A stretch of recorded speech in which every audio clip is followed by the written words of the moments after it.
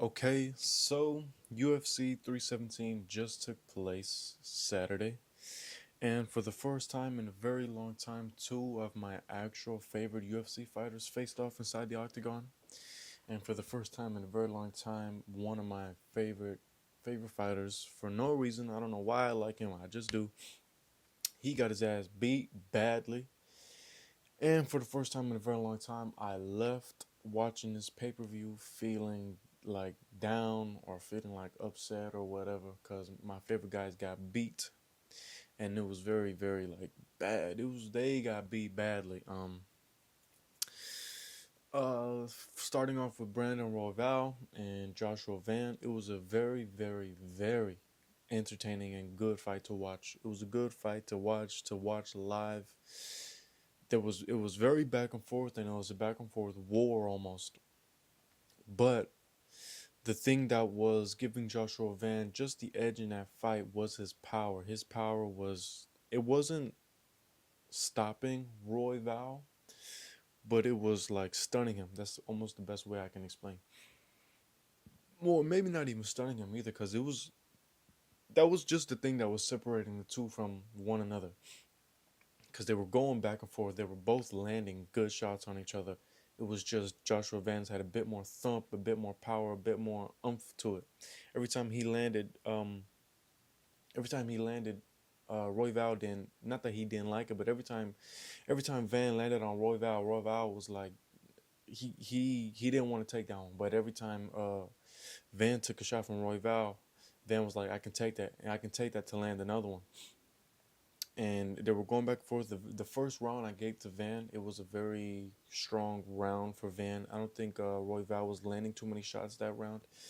But in the second round, in the second round, Royval started landing a lot of straight left hands down the pipe, a lot of straight left hands down the pipe. And I'm watching it live. I'm thinking he's landing good and solid, but it's just not hurting Van.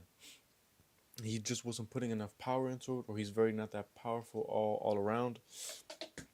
But just Van was just eating him no matter what, and on top of that, Van was still landing his counters on top of Royval's shots, and with that, Royval did not want to be taking those shots. His Van's shots were hurting Royval all fight long, but Royval showed a lot of heart. He showed that he's a warrior. Really, that's really what he showed in that one. He showed so much heart. He showed that he wanted to win that fight, and he was willing to. I don't want to say, they say you got to have the mindset of kill or be killed, and he had that mindset. He wanted to win that fight, and he was prepared to die, or he was prepared to kill someone to win that one. And he just kept going and going and going and going and going. He really wanted to win this one, and Van was just meeting him in the middle and landing his own shots. And Van wanted it as well. Van was ready to die or be killed.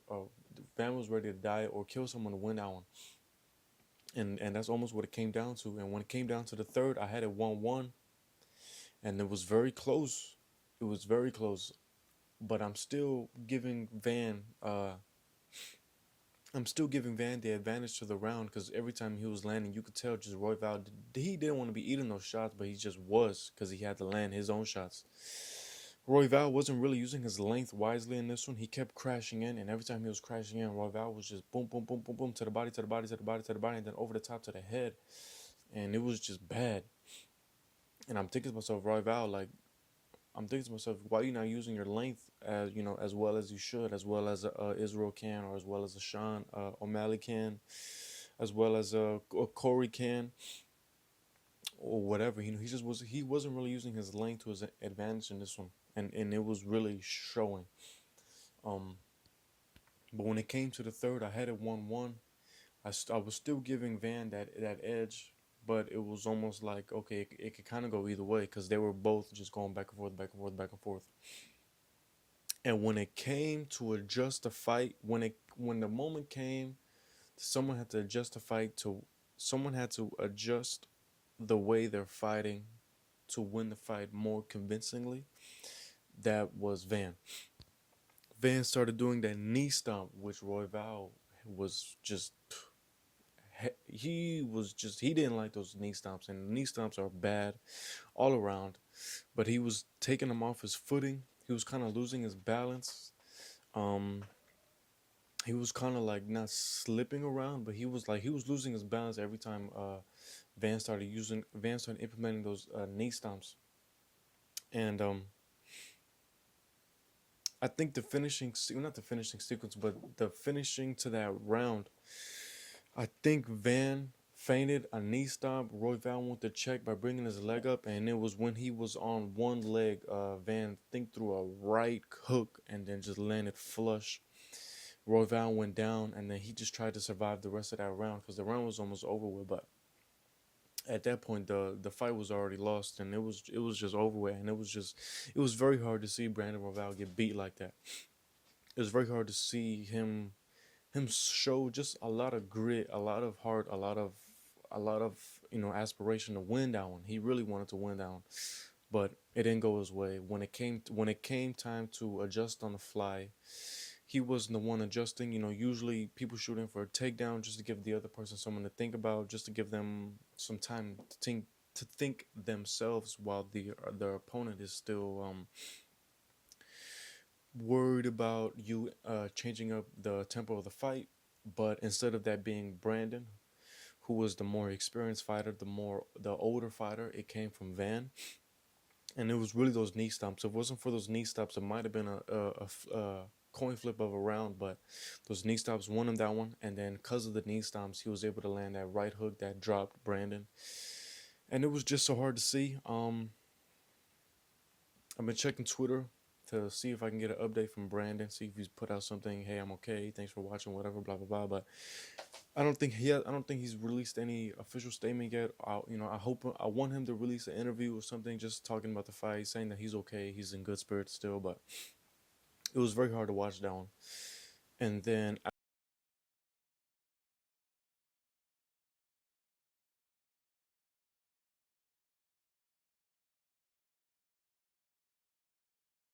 after that one, it was the Ilya versus Charles fight. And that one I knew.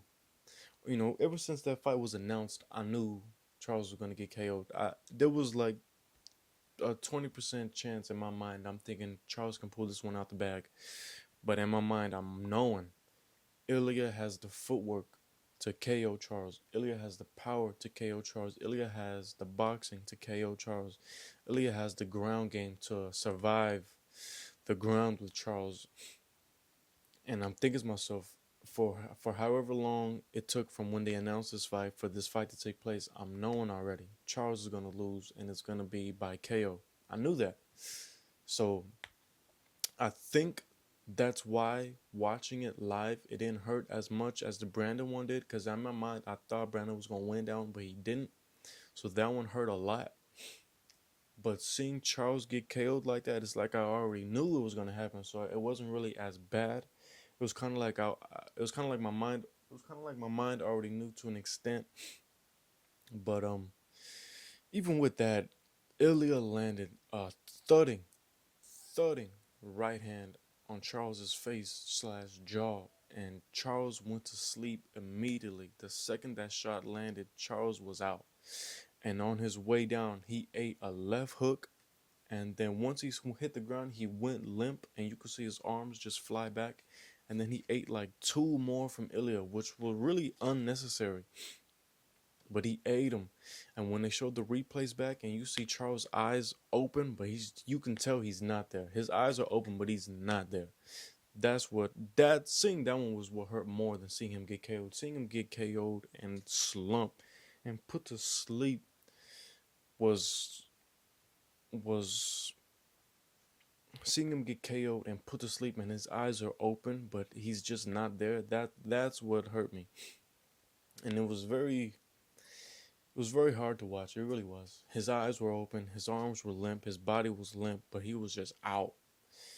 And then on top of that, he had a cut open on his eye in the middle of that fight, and I'm thinking to myself, where did he get cut from? What happened? I think it might have took. I think he started bleeding when they were up against the cage, so maybe Ilya landed in tight elbow, or it might have happened when they were on the ground when Ilya put Charles in a crucifix, which was insane. The fight didn't last very long at all, so there's not really much to go over. But Ilya Charles was meeting Ilya in that middle, and Charles had the mindset, I'm gonna KO him. I'm gonna, cause Ilya was bringing that I'm gonna KO him intentions. Ilya was saying he was gonna kill Charles in that cage, and Charles knew he had to match that or it was over with. So Charles was doing his best to match it, but being a I don't I think the height differences played into Ilya's advantage. What are you doing? Um, I think Ilya's height. I think the height differences in height really played into Ilya's advantage. I think that helped him. I think that really helps him land like just a thudding a hook that he needs to land. And Charles would Charles really can't land a mean hook like that because he has to aim down, while Ilya can just not aim down, but Ilya can just throw straight or throw over. But the fight happened. He lost. Brandon lost, and those two really upset me. The Payne Talbot one, I didn't really pay too much attention to. Like I wasn't really locked in watching those, but I still watched them. The Benil Dariush and Money Moicano one, Money Moicano gassed out in those last 2 rounds, but he had a really good solid first round. And that right hand, I think that he landed really dropped him, and I thought he might have been able to finish him, but he didn't. But in that second and third, he really gassed out. And then with the Pantoja and Kai Kara France fight, I didn't really pay too much attention to either, because I was just hurt from the Brandon one and then expecting the Charles one. But it was a good one. He choked him out. I'm still debating. I mean, people are debating, but me myself, I think Kai Kara France went out cold, because the way he just rolled over, the way he rolled over onto his face, like the way he just rolled over onto his face, I'm like, okay, he's out cold. People are saying he's faking it. He was just playing for the camera, or whatever. He went out cold. You can't tell me he didn't go out cold. The way he rolled over, you don't roll over on your nose like that. He rolled over straight to his nose, straight to his face, and just rolled over. I mean, that man's out. He's out cold. It should be Pantoja versus Van next. I think Pantoja has that one. And I'm not just saying that because Brandon lost, but I think Pantoja's ability of that takedown threat, or it might not, because Van seems like he don't give a fuck and he's gonna throw regardless. But we'll see. But I do have Pantoja winning that one.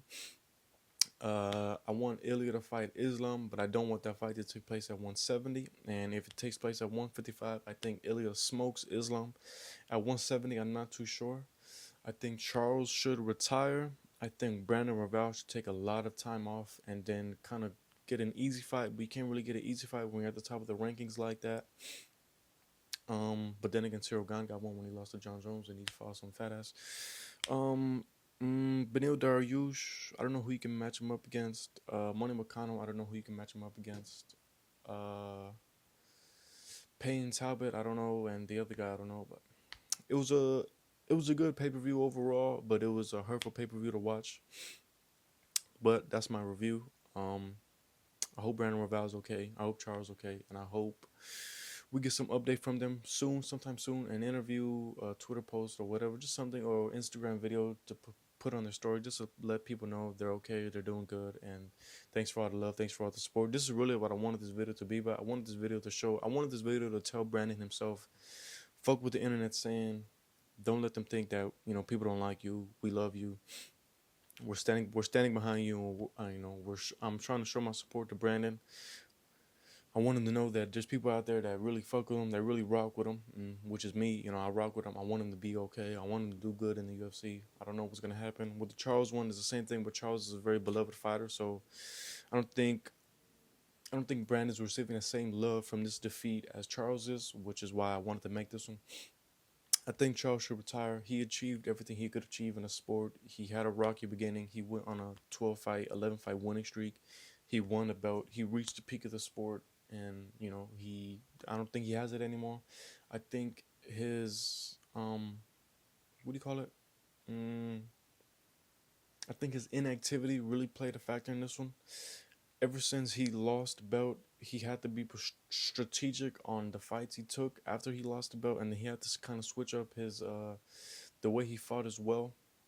I think that kind of played to his detriment. I think his inactivity really played a big one in this one.